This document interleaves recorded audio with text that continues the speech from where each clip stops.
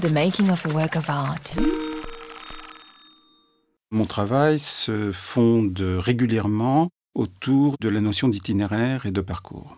Je choisis assez régulièrement des itinéraires qui ont déjà, je dirais, une histoire, une référence littéraire, une référence artistique, une référence picturale. J'ai travaillé sur les Ardennes de Rimbaud, j'ai fait un tour de Méditerranée sur les traces d'Ulysse. Et comme Victor Segalen est un de mes auteurs cultes, et que notamment un petit livre qui s'appelle Équipé, et que j'avais lu lorsque j'étais encore étudiant, ou en tout cas jeune photographe, m'avait profondément marqué, et qui est un livre où justement le récit d'un voyage qui se fait entre journal de voyage et imaginaire. Et donc, je me suis dit que peut-être Victor Segalen pouvait être mon mentor pour traverser la Chine et la Grande Diagonale. Ça déterminait mon itinéraire. Ça m'intéressait de faire le point et d'avoir plusieurs Chines devant moi. Pas simplement la Chine moderne que j'ai pu photographier par ailleurs, notamment à Shanghai, mais d'avoir une Chine qui ramène à la fois à la période communiste et même parfois aux périodes antérieures, et puis qui en même temps subit les bons et les moins bons contre-coups du développement économique.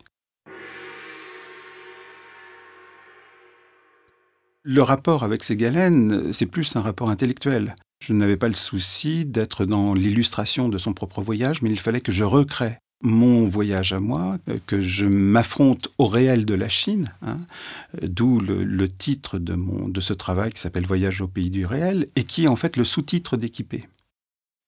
Je n'ai pas recherché la beauté du paysage, j'ai recherché le paysage vernaculaire, le paysage qui est celui du quotidien de la Chine.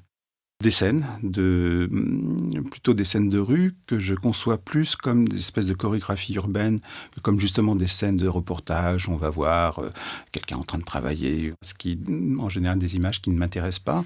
Donc là, c'est plus une manière dont les gens occupent l'espace. Et puis des portraits posés, sachant que l'ensemble de ces photographies réalisées en argentique avec un moyen format, elles ont toutes été réalisées, même pour les scènes qui paraissent instantanées dans la rue, sur un trépied. C'est important pour moi, d'où aussi la nécessité d'avoir un interprète, de savoir quelle personne je photographiais et ce qui était en jeu, enfin quelle était non seulement l'identité, mais la fonction, voire l'histoire, voire passer un petit moment. Ça nous est arrivé aussi d'arriver dans un village et de passer la journée avec les gens et donc d'avoir un rapport plus intime et plus complet avec les gens. Voilà. En fait, on s'aperçoit qu'en voyageant à travers le monde et loin dans l'ailleurs, surtout les choix que moi j'ai faits qui sont des choix non exotiques, quelque part, dans ma manière de restituer ces mondes que je vais traverser, on se retrouve très rapidement dans des situations relativement familières, effectivement, où le monde lointain, les gens qu'on rencontre, les gens avec lesquels on partage un déjeuner, les gens qui racontent leur vie, etc., finalement, ils sont relativement proches. En fait, le voyage, si je compte le temps sur le terrain, donc entre le premier jour de prise de vue et le dernier jour de prise de vue, ça équivaut à peu près à 2 mois complets. Partagés entre 3 séjours qui font en gros 3 semaines chacun. Au début, j'avais réservé un interprète. On était dans un taxi et je lui dis et si on louait un taxi pour 15 jours, ça coûte combien ? Il se penche vers le chauffeur qui lui dit « OK ». On va visiter un musée. Entre-temps, on dit au chauffeur « vous allez chercher vos affaires, voilà, on réserve votre taxi pour 15 jours ».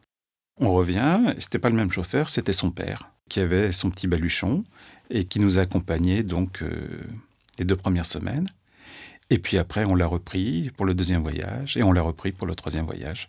Donc on a fait ce voyage-là à 3 avec le même taxi qui est allé, qui a fait, je crois, plus de 6000 kilomètres. Le chauffeur de taxi est en photo dans le livre.